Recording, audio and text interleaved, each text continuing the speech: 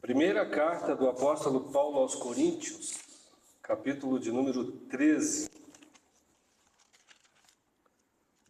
Um texto conhecido, né? Talvez um dos mais conhecidos da Bíblia. Na verdade, eu vou começar a ler o último verso, então, do capítulo 12. Diz assim o texto bíblico: entretanto, procure com zelo os melhores dons, e eu passo a mostrar-lhes um caminho ainda mais excelente. Ainda que eu fale as línguas dos homens e dos anjos, se não tiver amor, serei como o bronze que soa ou como o símbolo que retine. Ainda que eu tenha o dom de profetizar e conheça todos os mistérios e toda a ciência, ainda que eu tenha tamanha fé a ponto de transportar montes, se eu não tiver amor, nada serei. Ainda que eu distribua todos os meus bens entre os pobres, e ainda que entregue o meu próprio corpo para ser queimado, se não tiver amor, isso de nada me adiantará. O amor é paciente e bondoso. O amor não arde em ciúmes, não se envaidece, não é orgulhoso, não se conduz de forma inconveniente, não busca os seus interesses, não se irrita, não se ressente do mal. O amor não se alegra com a injustiça, mas se alegra com a verdade. O amor tudo sofre, tudo crê, tudo espera e tudo suporta. O amor jamais acaba. Havendo profecias, desaparecerão. Havendo línguas, cessarão. Havendo ciência, passará. Pois o nosso conhecimento é incompleto e a nossa profecia é incompleta. Mas quando vier o que é completo, então o que é incompleto será aniquilado. Quando eu era menino, falava como menino, sentia como menino, pensava como menino. Quando cheguei a ser homem, desisti das coisas próprias de menino, porque agora vemos como num espelho, de forma obscura. Depois veremos face a face.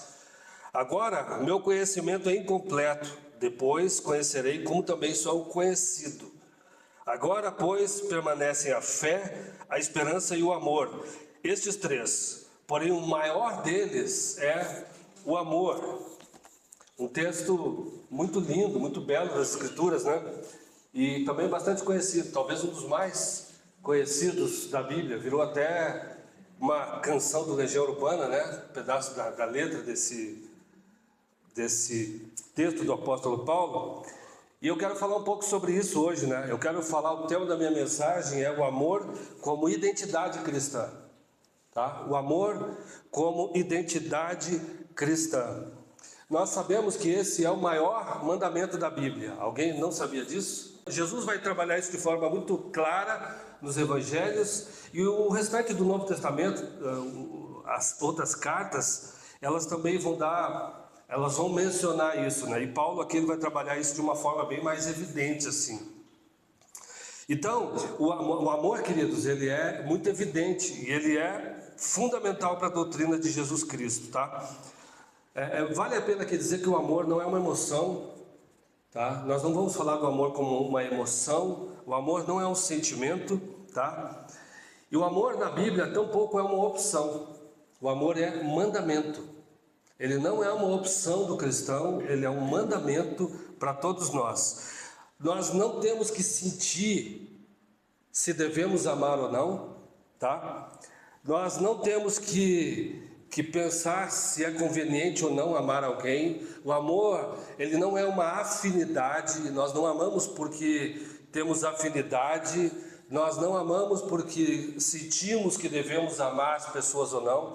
Nós amamos porque essa é parte da nossa identidade como cristãos e é o maior mandamento das Escrituras Sagradas. É amar a Deus e amar as pessoas. Jesus vai destacar isso de forma tão clara que ele vai dizer que a nossa identidade como cristãos está nisso. Ele vai dizer assim, ó, Mateus 13:35: nisto saberão que vocês são meus discípulos. Nisso as pessoas vão saber se vocês são meus discípulos ou não, se tiverem amor uns pelos outros. E Jesus lá em Mateus 5,46, ele vai dizer: se vocês amarem somente aqueles que vos amam, que recompensa vocês vão ter? Ele pergunta ainda: não fazem os publicanos também a mesma coisa? Então Jesus está dizendo: é fácil amar quem nos ama, é fácil amar a nossa família, aqueles que estão próximos, é fácil amar aquelas pessoas que nos fazem o bem, mas o amor ao cristianismo vai muito além disso. Meu amigo Telo, seja bem-vindo. Então, queridos, no Novo Testamento, na verdade na língua grega existem 4 palavras para falar de amor, tá? No Novo Testamento nós só encontramos 2, que é a palavra mais conhecida que nós temos então, que é ágape. Quem nunca ouviu falar da palavra ágape? Tem o amor eros, de onde vem a palavra erótico. Tem o filos, ou filéu, que é um amor mais relacionado a pessoas que nós conhecemos, a nossa família, filhos. Então, um amor mais daquele que envolve os nossos mesmos, os irmãos. E o amor ágape é o amor de Deus, é o amor incondicional e o amor que se doa sem esperar nada em troca. Esse é o ágape e é esse amor que o apóstolo Paulo fala aqui na primeira carta aos Coríntios, capítulo 13. Um amor sacrificial e incondicional, tá? Esse é o amor característico da natureza de Deus. E é esse o amor que o apóstolo Paulo fala que nós devemos incorporar. Tá? O amor, gente, só título de introdução ainda. Esse amor que Paulo está falando aqui não é um amor que não se vinga do mal. Não é simplesmente um amor que não se vinga do mal ou que não faz mal para as pessoas, certo? Mas é um amor que busca promover sempre o bem e o bem-estar das outras pessoas, independente dos nossos sentimentos ou não. Por isso que a Bíblia manda amar inimigos, tá? Porque o amor é uma ação concreta, o amor não é um sentimento, o amor é uma ação concreta. E por isso, por conta disso, é que nós podemos amar inimigos, amar pessoas que nós não temos afinidade, amar pessoas que às vezes nós até não gostamos e quem sabe que nós odiamos. Quem sabe? Esse é o amor de Deus pelas pessoas. Agora, deixa eu falar uma coisa aqui. Quando o apóstolo Paulo escreve isso para a carta aos Coríntios, essa é uma igreja que está passando por muitos problemas, tá? Paulo escreve esse texto, essa carta aos Coríntios, para corrigir uma série de problemas, principalmente na questão da unidade da igreja de Corinto. A igreja está com vários problemas na sua questão de conduta. É interessante que Paulo não corrige essa igreja doutrinariamente. Ele vai falar, a igreja não tem problema com doutrina, a doutrina da igreja é correta. A questão é a conduta das pessoas, é a maneira como as pessoas estão se comportando na sua vida de comunidade. E é por isso que o apóstolo Paulo vai tratar de corrigir algumas questões. Quer ver? Eu alistei alguns problemas da igreja de Corinto. Primeiro, divisões e facções dentro da igreja. Então tem um grupo que é de Paulo, um grupo que é de Apolo, e o outro grupo é o grupo de Cristo. O grupo de Paulo e o grupo de Apolo, ainda que esteja dividido em torno de homens, é um grupo que aceita algum tipo de liderança. Mas existe aquele grupo que é mais espiritual, que diz que nós somos de Cristo. E nós só aceitamos a liderança de Cristo entre nós. Então é uma igreja dividida, uma igreja que está com facções no meio deles. É uma igreja que está com problema de imoralidade sexual. Nós encontramos na igreja pessoas que têm um caso com a madrasta, certo? Existem processos judiciais entre membros da igreja, membros colocando outros membros na justiça, certo? E Paulo vai dizer: isso é uma vergonha no meio de vocês. Por que é que vocês não saem perdendo? É melhor sair perdendo, ele diz. Nós temos abuso de dons espirituais, pessoas colocando alguns dons espirituais acima dos outros e achando por isso que são mais espirituais. E a igreja também, as reuniões estão com problema de interrupções, não há ordem nos cultos, porque nessa coisa do profetizar e do falar em línguas, as pessoas interrompiam os cultos. Não se submetiam ao ensino, porque elas interrompiam as reuniões, começavam a falar e profetizar, e é por isso que Paulo manda o grupo se calar, em alguns momentos. desigualdade social, desordem nas reuniões. Então meio que a gente pode dizer que a igreja é uma bagunça, a igreja de Corinto, tá?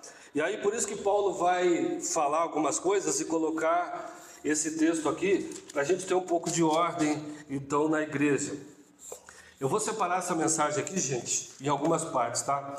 Do primeiro verso até o verso de número 3, é bem interessante. Eu estou abri a Bíblia aqui em Romanos, tá? Mas olha, eu vou ler o texto de novo, tá? Ainda que eu fale as línguas dos homens e dos anjos, se eu não tiver amor, eu serei como bronze que soa ou como símbolo que retine, como um sino. Ainda que eu tenha o dom de profetizar e conheça todos os mistérios e toda a ciência, e ainda que eu tenha tamanha fé a ponto de transportar montes, se eu não tiver amor, nada serei. E ainda que eu distribua todos os meus bens entre os pobres, e ainda que entregue o meu próprio corpo para ser queimado, se eu não tiver amor, de nada isso vai me adiantar. Paulo está falando, obviamente, de uma maneira que ele não está sendo literal, porque não existe uma pessoa que fale todas as línguas dos homens, fale todos os idiomas e que fale a língua dos anjos. Paulo está falando em tese aqui, mas ainda que houvesse uma pessoa que falasse todos os idiomas possíveis e que tivesse o conhecimento de mistérios, porque isso pertence a Deus, ninguém conhece todos os mistérios. Mistério é aquilo que está oculto, que não foi revelado. Mas ainda lá que tivesse uma pessoa que conhecesse todos os idiomas, que conseguisse falar as línguas dos homens e dos anjos, ele vai dizer. Se não tiver amor, essa pessoa é como um sino, faz barulho, mas é oco por dentro. Porque o amor é o fundamento de todas as coisas. Ainda que hajam muitos intelectuais no meio de vocês, é isso que ele está dizendo, que existem pessoas com muito conhecimento. Só que sem amor, isso não vale nada. Vamos pegar os espirituais, ainda que tenham pessoas no meio de vocês que têm aquela fé tão poderosa que transporta montanhas, que tem a ver com aquilo que Jesus falou. A pessoa é cheia de fé, mas ela não tem amor no coração. Não vale nada essa fé que ela tem. E ele vai usar ainda, para terminar aqui esse verso, uma outra expressão. Pode ser a pessoa mais piedosa que existe, mais caridosa. Tanto que tem algumas traduções que traduzem amor por caridade. Ainda que exista essa pessoa, que ela seja capaz de entregar o próprio corpo para ser queimado, sem amor, gente, isso não leva a lugar nenhum. Então, eu percebo que às vezes a gente fica complicando muito as coisas, e o cristianismo, nenhum de nós é perfeito. E amor a gente não fica cobrando de ninguém, porque o fulano ama, o fulano não ama, porque o fulano não tem amor, porque essa igreja não tem amor, porque isso e aquilo. Amor é uma coisa que a gente doa, a gente não cobra. É muito mais fácil cobrar do que amar de fato as pessoas. Então, o apóstolo Paulo está falando, na verdade a gente precisa vigiar, gente. Eu preciso vigiar e cada um de nós precisa vigiar, porque as nossas atitudes muitas vezes elas só têm uma capa de espiritualidade. Mas no fundo está faltando amor no nosso coração, falta amor no coração da igreja. Eu não estou falando dessa comunidade aqui. A igreja hoje, um dos maiores pecados da igreja de Jesus é a falta de amor. Você vai ver um monte de crente na internet, às vezes até falando em línguas, interpretando. Você está vendo um monte de teólogos novos surgindo, um monte de meninos querendo ensinar a palavra, dizendo que o fulano é herege, que o que ele ensina está errado. A gente vê um monte de intelectuais surgindo aí, mas a prova dos 9, gente, é amor. É o amor no coração das pessoas. O nosso cristianismo, se ele não tiver fundamentado em amor, ele é um cristianismo furado, ele é religião, ele é só uma religião. E a gente está pecando nas pequenas pedras, quando a gente peca na questão do amor. E aí o apóstolo Paulo agora, ele vai falar um pouco sobre o que não é e o que é o amor. O que o amor é e o que o amor não é. A primeira coisa que ele vai dizer é que o amor é paciente e é bondoso. O amor é paciente e é bondoso. E eu penso que a gente precisa, quando lê esse texto, pensar em Deus. Porque o que a Bíblia diz que Deus é? Deus é amor. A essência de Deus é o amor. Então, quando nós pensamos nesse texto, nós precisamos parar e pensar num Deus que é paciente e num Deus cuja essência é pura bondade. Quando ele fala que o amor é paciente, não é uma pessoa que ele songamonga, que sabe ficar esperando tudo, só espera e só espera. A ideia aqui é de uma pessoa que se mantém resiliente, que se mantém perseverante diante de provações. A pessoa paciente, ela suporta provações. A pessoa paciente suporta dificuldades, suporta até mesmo provocações. Isso é uma pessoa paciente e bondosa. Quando ele fala de bondade, ele está sendo muito claro em dizer que a bondade tem a ver com promover o bem-estar de outras pessoas. Promover o bem-estar de outras pessoas. É uma disposição para demonstrar compaixão e generosidade nos lugares que a gente anda, nos lugares que a gente frequenta. Seja na escola, seja no trabalho, seja na igreja, seja na família. Nós aproveitarmos a oportunidade para promover o bem-estar das outras pessoas. Eu vou dar uma passada em cada um desses itens aqui rapidamente. Ele vai falar que o amor agora não inveja. O amor não inveja, ele não deseja aquilo que é de outras pessoas. Ele não se compara com outras pessoas. Ele não deseja o cargo, posições, relacionamentos ou até a família de outras pessoas. Por quê? Porque o amor, ele não inveja. O amor não se vangloria. É aquela pessoa que fica se ostentando, aquela pessoa que precisa de elogios, aquela pessoa que precisa de reconhecimento, que quer sempre aumentar a reputação dela, certo? O amor não se orgulha ou não se ensoberbece. Tem a ver com aquela pessoa que não é cheia de si, que não tem uma exaltação exagerada de si mesmo. A gente sabe de algumas pessoas hoje que o ego está lá em cima, né? Está sobrando, né? Eu sou o cara, né? Ele fala aqui que o amor não maltrata. O amor não maltrata as outras pessoas, ou ele não se comporta de maneira inconveniente. Ele está falando aqui, gente, que o amor, ele não é desrespeitoso. O amor não é desrespeitoso, o amor não trata mal as pessoas, e ele não é, sabe aquela pessoa que acorda azeda todos os dias? Uma pausa. Sabe aquela pessoa que acorda azeda todos os dias? Você vai falar, já te dá aquela resposta atravessada? Todos nós temos os nossos dias em que a gente pode dar uma... Mas o que ele está falando é que é uma pessoa que não vive desse jeito, certo? Uma pessoa que não vive desse jeito. Sabe aquela pessoa que você, às vezes, tem que ficar pisando em ovos com ela? Então, é esse tipo de gente, né? Paulo está falando disso. A gente pode lembrar que o próprio Jesus se irou.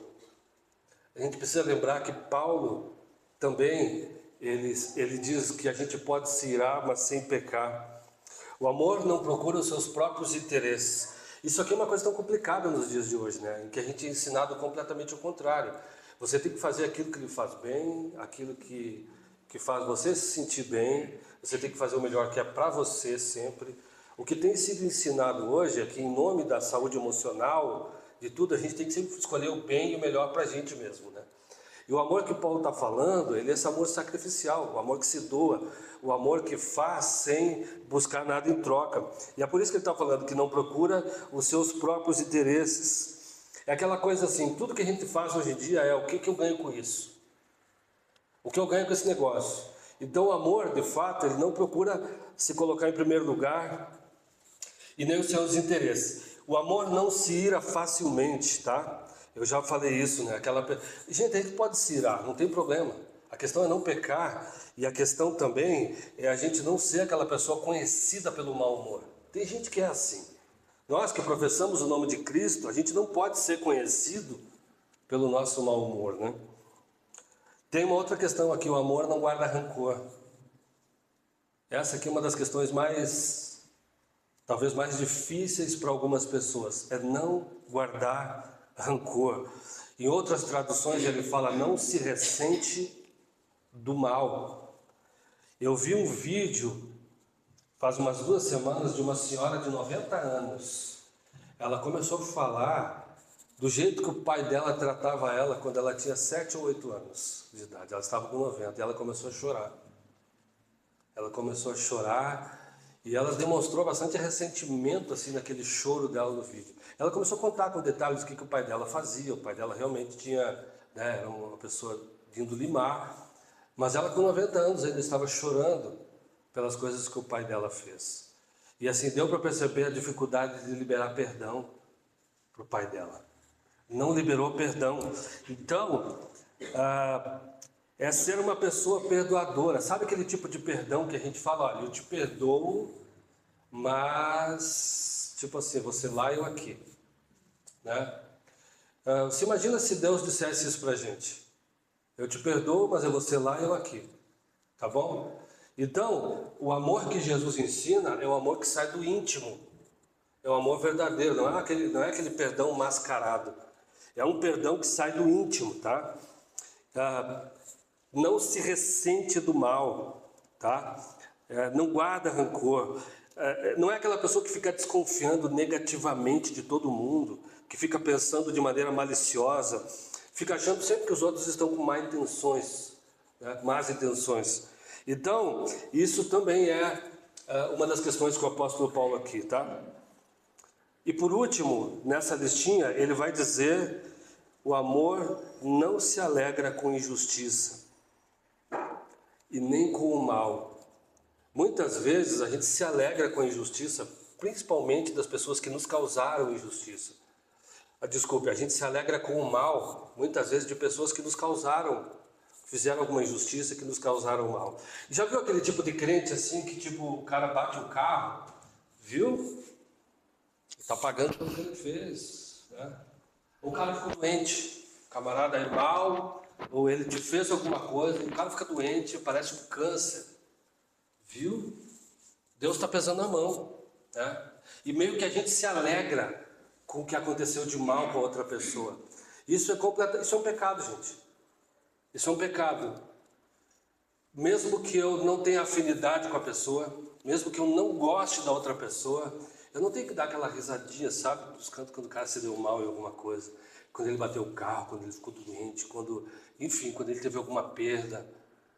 Viu? Deus pesou a mão. Na verdade, a Bíblia fala para a gente não se alegrar com esse tipo de situação. Para a gente não ficar alegres quando qualquer pessoa sofre por algum tipo de mal.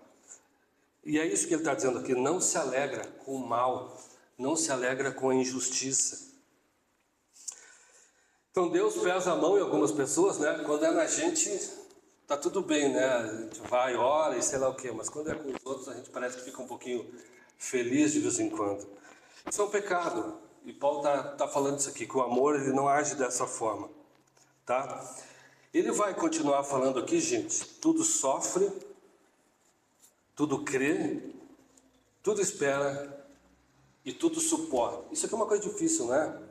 O amor de verdade, tudo sofre. Na verdade, quando ele diz tudo sofre, ele está falando que o amor, ele nos ensina a ser perseverantes. O amor, esse tudo sofre, é o amor que persevera em todas as situações. Persevera na fé, persevera com ânimo, persevera, ele suporta todas as coisas por causa do amor de Deus que está no coração dele. Quando ele fala aqui de tudo crer, ele está falando que o amor, ele sempre pensa o melhor a respeito dos outros. Essa é uma característica do cristão, gente. Embora seja difícil nos dias de hoje, a pessoa que esse tudo crê que ele está falando aqui, é uma pessoa positiva, é uma pessoa que mantém a fé, é uma pessoa positiva, de ânimo positivo, mesmo quando as coisas não estão bem, ela tudo crê nesse sentido, ela tudo espera, uma pessoa que não perde as esperanças, Gente, isso aqui para mim é algo precisa ser produzido por Deus no nosso coração. A nossa natureza humana, má, inclinada para o mal, ela não tem essa tendência aqui. E eu trouxe essa pregação porque eu estava orando sobre isso na minha vida. Senhor, me ensina isso, né? Me ensina sobre isso. Isso é melhor do que pregar bem. Isso é melhor do que cantar bem. Isso é melhor do que tocar bem. Poder amar as pessoas com esse amor aqui é melhor do que ter algum outro dom espiritual que possa me projetar de alguma forma. É melhor do que ser um intelectual. É melhor do que ser uma pessoa que tem dons de, de interpretação, de discernimento, dom de cura, dom de generosidade, que a Bíblia fala. Isso aqui está acima, isso aqui é algo superior. Então, assim, eu estava orando sobre isso essa semana. Senhor, aqui tem um caminho sobremodo excelente que ele fala, que é o caminho melhor para todos. E eu comecei a orar, Senhor, me ensina isso. Não é algo da minha natureza. Eu preciso que o Senhor me ensine a viver dessa forma o cristianismo, porque está acima dos meus dons, das minhas habilidades, esse amor de Cristo que brota dentro do nosso coração pelas pessoas, pela igreja, sejam elas merecedoras ou não. Entendeu? Então, isso aqui, essa mensagem, ela brotou de uma oração minha. Porque em muitos aspectos eu preciso crescer. Em muitos aspectos o pastor de vocês aqui falha nesse sentido. Então, isso aqui foi tema da minha meditação, vai continuar sendo tema da minha meditação, da minha oração, porque é um caminho sobremodo excelente. E Paulo, eu vou até falar um pouco sobre isso depois, se a gente se julga maduro espiritualmente, isso aqui precisa ser parte da nossa vida. Porque ele vai dizer, quando eu agia como menino, quando eu era menino eu pensava como menino, mas agora eu preciso agir como adulto. E aqui está o caminho da maturidade espiritual, é o amor. Não é tempo de cristão, não é metodologia, não é o quanto eu conheço da palavra, não é, enfim, não são os meus dons, não é a minha capacidade de aconselhar pessoas, de ter uma palavra de sabedoria, não é isso que me faz, no fundo, maduro. É a minha capacidade de amar as pessoas com o amor de Jesus Cristo. É isso que me faz uma pessoa mais madura espiritualmente. É isso que faz da igreja uma igreja madura espiritualmente. Não é o dinheiro que ela tem, não é os ministérios fortes que ela tem, não é a habilidade das pessoas de pregar, de ministrar crianças, de ser um bom diácono, de tocar, de ministrar louvor. O que nos faz crentes aprovados por Deus, o que faz de nós crentes maduros, o que faz da igreja uma igreja de verdade é o amor que ela tem. A igreja que não tem amor, onde a gente não consegue aprender isso, ela é vazia, ela é oca por dentro. Ela faz barulho, mas ela é oca por dentro. Essa é a grande característica do cristão. E eu até recomendo para vocês que durante a semana vocês leiam esse texto. Vocês meditem nesse texto. E até mais que isso, orem sobre esse texto. Porque eu acho que esse é o maior elogio que um cristão pode receber. É o maior elogio quando as pessoas percebem nele que há o amor de Deus sobre a vida dele. Essa pessoa tem amor no coração. Esse é o maior elogio, essa é a maior evidência, isso é o que mais nos identifica com Jesus Cristo, como servos dele, como discípulos dele, é sermos pessoas que têm amor. Eu não estou falando daquele amor que passa pano em pecado de ninguém, eu não estou falando de amor que é cúmplice com o pecado de ninguém, eu não estou falando desse amor que não nos permita que a gente sinta raiva, que a gente sinta ira, porque nós somos humanos. Não se trata de negar a nossa humanidade, mas é esse amor que muitas vezes a gente tem essa capacidade de se quebrantar e ir para Deus, pedir perdão e dizer: eu quero continuar crescendo, Senhor. Nisso, eu quero continuar crescendo. E uma das coisas que a gente mais percebe dentro das igrejas hoje é a falta de maturidade. São pessoas emocionalmente imaturas e incapazes de amar. São pessoas feridentas. Qualquer coisa, nós estamos na época dos ofendidinhos. Então as pessoas se ofendem de qualquer forma, de qualquer maneira. As pessoas se ofendem, elas te bloqueiam. Por quê? Porque nós estamos precisando crescer no amor de Deus. Naquilo que é amor de Deus para a nossa vida. Ele vai terminar dizendo tudo suporta. E a ideia do suporta aqui é um termo militar que diz assim, é constância, é como um soldado que no grosso da batalha continua em frente e atirando. Isso é uma pessoa que tudo suporta. Esse é um termo militar. E Jesus fala, Gálatas 6, nós precisamos carregar as cargas uns dos outros. E assim nós cumpriremos a lei de Cristo. Cumpriremos a lei de Cristo. 8 a 10 o versos 8 a 10. O amor jamais acaba. O amor é eterno, gente. Quando nós vamos morar na glória com Jesus, de tudo que temos nessa lista, o que vai continuar é o amor. O amor não vai acabar. Quando nós estivermos no nosso corpo glorificado, quando Jesus já tiver voltado, estivermos vivendo a eternidade, de tudo isso aqui, o que vai continuar existindo é o amor. É o que ele está dizendo aqui. Havendo profecias, elas vão desaparecer, não vai mais haver necessidade de profecia. Havendo línguas, elas vão cessar. Havendo ciência, ou seja, conhecimento humano, isso vai passar também. O nosso conhecimento é incompleto, ele está dizendo aqui. Pois o nosso conhecimento é incompleto e a nossa profecia também é incompleta. Mas quando vier o que é completo, aqui ele está falando de Jesus, quando Jesus vier, ele é completo, ele é pleno. Então o que é incompleto vai ser aniquilado, vai deixar de existir. Aí ele vai falar sobre a maturidade, verso 11. Quando eu era menino, falava como menino, sentia como menino, pensava como menino. Quando cheguei a ser homem, desisti das coisas próprias de menino. Desisti das coisas de menino. Paulo está falando de maturidade espiritual. É isso que nos leva à maturidade, é a capacidade de amar, é a capacidade de não se ressentir, é a capacidade de ser bondoso, de ser perdoador, é a capacidade de andar mais uma milha, é a capacidade de promover o bem-estar das pessoas, é a capacidade de amar, esse amor que é desinteressado, que não depende de sentimento, que não depende de emoção. É isso que faz da igreja de Jesus Cristo uma igreja madura. Nós temos a tendência a nos impressionar muitas vezes com pessoas que falam bem, com pessoas que às vezes até falam em outras línguas dentro da igreja, interpretam. Temos a capacidade, nós nos impressionamos de repente com pessoas que oram e outras pessoas ficam curadas. Nos impressionamos com pessoas que têm a fé que transporta montes, mas não nos impressionamos muitas vezes com essa capacidade de amar. E eu quero dizer uma coisa, nem sempre nós desejamos isso. Nem sempre nós desejamos isso. Nós somos muito críticos dos outros. Nós cobramos o amor dos outros, cobramos o amor das igrejas. Mas nem sempre nós estamos preocupados em viver dessa forma. E nessa semana, gente, eu já conheço esse texto há muito tempo. Nessa semana orando, meditando, isso foi como que foi uma coisa que veio tão forte dentro de mim, um farol, alguma coisa tão forte, que me incomodou tanto isso aqui. E assim, a igreja precisa ouvir sobre amor. E nós vamos ter que falar sobre isso muitas vezes, sobre o amor nas nossas células. Tá bom? Porque é muito fácil a gente olhar o outro, olhar para o outro.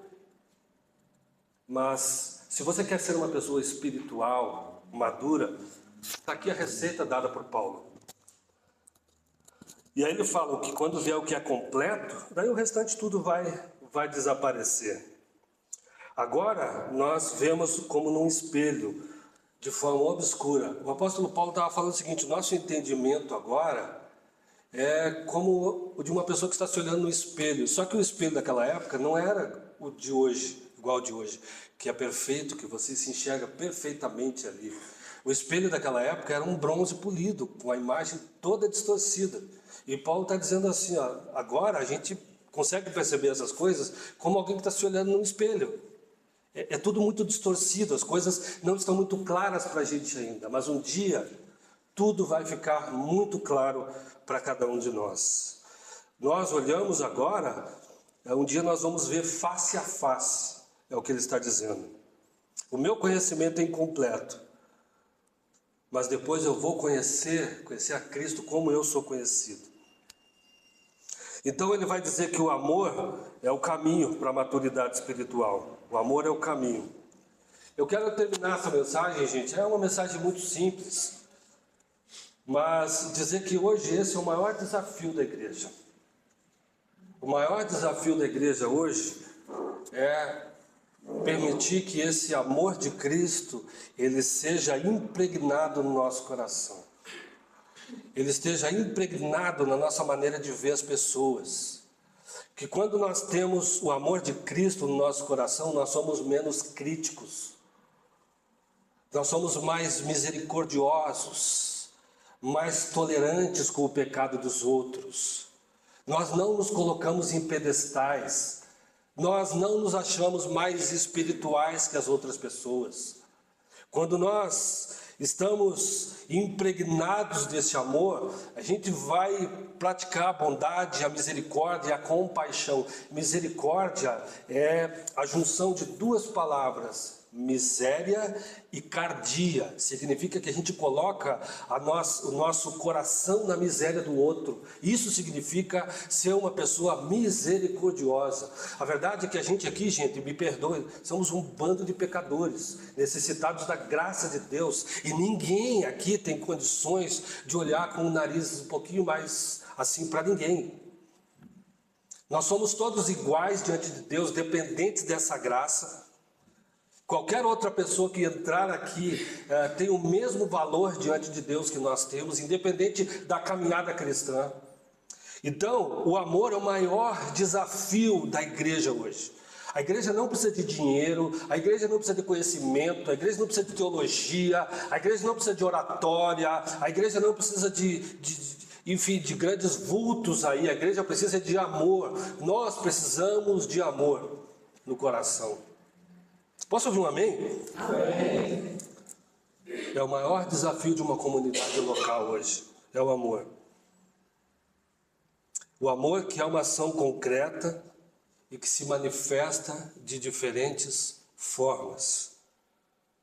Tá? Quando a gente olha para a vida de Jesus, Jesus foi muito... Outro dia essa semana ainda, eu estava vendo uma discussão entre um pastor e um rabino.